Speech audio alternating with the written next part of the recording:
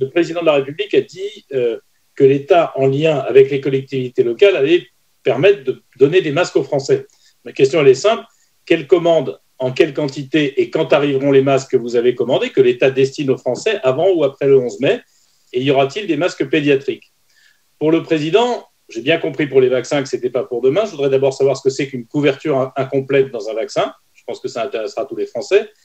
Mais je voudrais vous parler du traitement dont personne ne parle. Il y a des traitements qui sont testés dans l'ensemble de l'Union européenne. Est-ce qu'on a une idée du délai auquel on pourrait avoir des traitements qui permettraient de soigner les gens en ville plutôt qu'à l'hôpital, ou en tout cas d'éviter les formes graves, ce qui permettrait d'accélérer le déconfinement? Est-ce qu'on a une idée du moment où on aura ces bonnes nouvelles? Et puis, si elles peuvent venir, évidemment. Et puis, des questions très pratiques. Je pense que pour que les Français puissent respecter le mieux possible les gestes barrières, il faut comprendre. Et vous êtes la connaissance, la science, même si on sait que vous ne savez pas tout. Est-ce qu'on sait combien de temps le virus reste actif au point d'être transmis sur une surface non vivante? Est-ce qu'on sait combien de temps avant et après les symptômes une personne malade est contagieuse? Combien de temps elle l'est encore après avoir été déclarée guérie? On lit de tout, notamment sur les réseaux sociaux et sans doute beaucoup d'imbécilité. Un patient atteint et guéri peut-il à nouveau le contracter? Vous semblez dire que oui. Est-ce qu'il peut donc redevenir contagieux? Et je ne comprends pas, sur les individus asymptomatiques, si on considère qu'ils sont contagieux, qu'ils le sont tout le temps, en permanence, auquel cas je ne vois pas comment on arrêtera l'épidémie, ou est-ce qu'ils sont asymptomatiques, ils portent le virus mais ne sont pas contagieux? Enfin, pensez-vous que le virus est susceptible de muter un jour? Est-ce que c'est un virus qui mute facilement ou pas, d'après la connaissance scientifique qu'on en a aujourd'hui? Peut-être pour répondre sur les masques, 25 contrats signés sur les masques, 2,25 milliards de masques commandés. Au 31 mai, on doit recevoir et on devrait être livré pour 1,5 milliard de masques. J'attire votre attention sur au moins 2 ou 3 points. Le premier point, c'est tout l'effort qui est fait, et pas seulement par Santé publique France, mais par l'ensemble des agences et des services impliqués, en particulier pour la conformité des masques qui sont contrôlés à la fois sur la base des notices a priori et quand ils arrivent sur le sol français. Et la deuxième chose, c'est sur le contexte extrêmement évolutif, évidemment, puisque et en particulier en Chine, et évidemment, on fait tout ce que l'on peut et tout notre possible pour que ces masques puissent être livrés. On se mobilise évidemment de manière extrêmement forte, et ce n'est pas seulement Santé publique France, c'est l'ensemble de l'appareil d'État, tout l'État et l'ensemble des services qui sont mobilisés de manière extrêmement forte pour faire en sorte, chacun évidemment dans le cadre de la responsabilité, pour que ces masques, ces efforts considérables qui ont été faits et l'ensemble de ces commandes puissent arriver sur le sol français comme il est prévu dans la situation de tension aujourd'hui que l'on connaît. Et c'est évidemment une mobilisation que l'on peut considérer comme tout à fait inédite, mais aussi comme tout à fait exemplaire. Et c'est vrai qu'on a peu parlé de traitement. Alors, en effet, le conseil scientifique lui-même n'est pas directement impliqué dans les aspects thérapeutiques. C'est plus le comité CARE, qui était le comité qui est en liaison avec la recherche. Il se trouve que, bon, c'est mon métier initial de la recherche, et en particulier en thérapeutique, donc je vais essayer de vous répondre, puisque mais c'est plus une réponse personnelle que celle du comité scientifique. Oui, bien sûr, il y a énormément de stratégies thérapeutiques qui sont en train d'être testées en France, en Europe, aux États-Unis, et qui ont été testées en Chine.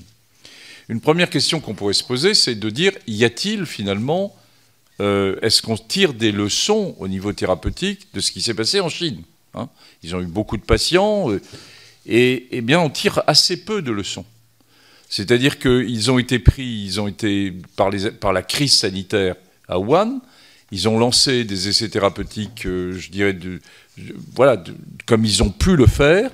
Et somme toute, il y a eu plus de 92 essais thérapeutiques qui ont été lancés à Wuhan, mais quand on les analyse là maintenant, eh bien, on a du mal finalement à avoir un signal ou à avoir une conclusion compte tenu de la qualité de ces essais. Ce qui montre bien que la recherche dans une crise sanitaire ou en situation d'urgence doit rester néanmoins solide Et une recherche solide est une recherche qui s'appuie sur une méthodologie solide. Alors le deuxième élément, est-ce qu'on a une série de molécules? Oui, on a des molécules nouvelles, on n'a pas 40 molécules nouvelles, on a une molécule nouvelle qui est portée par les laboratoires Gilead et qui pourrait avoir une certaine forme d'activité. Je n'en sais rien. Pour l'instant, je considère qu'il n'y a aucun médicament qui a réellement fait la preuve de son efficacité. Et puis, quelle efficacité? Et on va partager ça avec vous, indépendamment des molécules. Et il y a bien sûr d'autres molécules. Il y a des molécules qui sont des molécules antivirales issues du VIH qui sont en cours d'exploration. Il y a bien sûr l'hydroxychloroquine qui est comme les autres médicaments, ni plus ni moins, et qui a été évalué. Il y a les associations entre l'hydroxychloroquine et l'azithromycine. Et puis, il y a d'autres molécules et d'autres pistes qui sont extrêmement nombreuses et avec de très très nombreux essais thérapeutiques qui sont en train de débuter. Mais je voudrais m'arrêter sur 2 points. Comment teste-t-on une molécule et l'éventuel effet thérapeutique dans le Covid? Comment teste-t-on finalement un bénéfice dans une maladie dont on guérit spontanément dans plus de 88% des cas? Si c'est pour donner aux personnes qui de toute façon vont guérir spontanément, elles vont guérir spontanément, elles ne vont pas guérir avec le médicament qu'on va leur donner. Bon. Donc l'enjeu, il est finalement, c'est est-ce qu'on sait qui sont les personnes qui vont développer une forme grave à niveau individuel? Y a-t-il des marqueurs? Est-ce qu'on les a trouvés? Non, on ne les a pas trouvés. C'est-à-dire si je vous prends, eh bien je ne saurais pas qui va développer une forme grave ou pas. On sait qu'il y a des marqueurs populationnels, je vous les ai rappelés, les personnes les plus âgées, les personnes plus à risque, etc., qui risquent plus de développer une forme grave et surtout qui risquent de décéder plus d'une forme grave. Donc, deuxième question, une fois qu'on est avec une forme sévère, est-ce qu'on a un médicament qui empêche de passer à une forme grave? Ça, c'est la bonne question. Parce que, somme toute, c'est une fois qu'on prendrait quelqu'un qui aurait des signes où il montrerait qu'il faut quand même avoir une hospitalisation, qui sur une imagerie avec le scanner thoracique a déjà des images importantes, eh bien, est-ce que là, en donnant une molécule, X ou Y, est-ce qu'on l'empêche de basculer dans la forme sévère et de passage en réanimation? Donc, voilà la bonne question. Et pour l'instant, nous n'avons pas de réponse. Et enfin, il y a un troisième élément.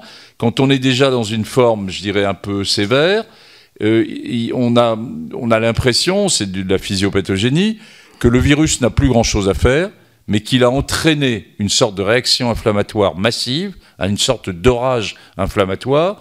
Pour ceux qui sont biologistes parmi vous, il y a des CRP à 500, c'est des choses qu'on ne voit jamais, des CRP à 500, et donc avec beaucoup de petites molécules inflammatoires qui sont présentes dans le sang, dans le poumon, et à ce moment-là, il y a maintenant une série de stratégies menées en France avec des médicaments qui bloquent cette réaction inflammatoire, qui ne font rien sur le virus, mais qui bloquent l'expression inflammatoire. Ou donc l'objectif là, c'est pas du tout d'être contre le Covid, c'est d'essayer d'éviter une mortalité liée à une forme grave. Donc vous voyez les différentes stratégies qu'on a. Et enfin, il y en a une quatrième, et à laquelle personnellement, je crois plus, personnellement, si j'aime mouiller ce soir, c'est d'avoir un médicament qui a une certaine activité, mais qui n'est pas massive, mais qui donnait peut-être, si on trouvait ce médicament, que nous n'avons pas, et sur lequel on aura des premiers résultats, je vous dirai quand, en termes de résultats sur ces médicaments, de le donner avec une vision de prévention. Et on sait tous, et on a des exemples, y compris en infectiologie, qu'un médicament qui a une efficacité, somme toute, modérée sur la maladie elle-même, s'il est donné à titre préventif, peut être suffisant pour éviter de contracter la maladie. Et vous imaginez que si nous avions par exemple un médicament à visée préventive sur les populations les plus à risque, les 17 millions de Français dont je vous parlais tout à l'heure, nous pourrions avoir, s'il y avait une prévention peut-être pas complète, mais en partiel, nous pourrions protéger ces personnes. Donc voilà les grands enjeux stratégiques que nous avons. Alors quand est-ce qu'on va avoir des résultats, des premiers résultats? Sur les médicaments qui traitent l'inflammation, les formes graves, les traitements immunomodulateurs, nous devrions avoir des premiers résultats très vite, parce que il y a plusieurs centaines de patients en France sur ces formes graves qui ont été traités par ce type d'approche. Et on devrait avoir des résultats probablement en partiel dans le courant de la semaine prochaine. Donc je vous donne des choses qui sont à court terme sur ces formes graves. Par contre, sur les médicaments traitant le Covid lui-même, les antiviraux dont je vous parlais, eh bien, il y a des essais internationaux qui sortent avec des choses pas bouleversantes pour l'instant. Dans les comparaisons des différentes molécules dont je vous parlais, l'essai franco-européen avec l'OMS pourra donner les premiers résultats dans la première quinzaine de mai.